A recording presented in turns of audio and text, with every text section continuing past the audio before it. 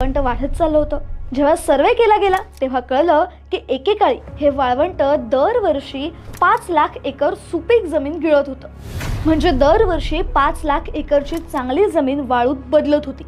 इथे वाहणाऱ्या वाऱ्यामुळे वाळू उडून या जमिनींवर जायची आणि अशा प्रकारे हे वाळवंट वाढतच चाललं होतं। तेव्हा चीनने जीवाचं रान करून हे थांबवण्याची धडपड सुरू केली। 1950 ते 60च्या काळात असे बरेच प्रोजेक्ट सुरू केले ज्यामुळे या वाळवंटाला रोखता येईल। त्यांनी सँड कंट्रोल स्टेशन बांधले, वाळवंटात झाडं लावली, पण हा वाळूचा समुद्र थांबायचं काही नावच घेत नव्हता। सर्वांनी वेगवेगळे प्रयोग करून बघितले पण काहीच उपयोग होत नव्हता।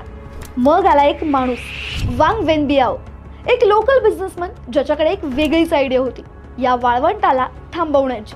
त्याने स्वतःचे पैसे लावले आणि वाळवंटात सुक्या झुडपांना चौकोनात लावायला सुरुवात केली आणि त्यात वाळूंची झाडं लावली, कारण वाळूंचे झाड पाणी नसतानाही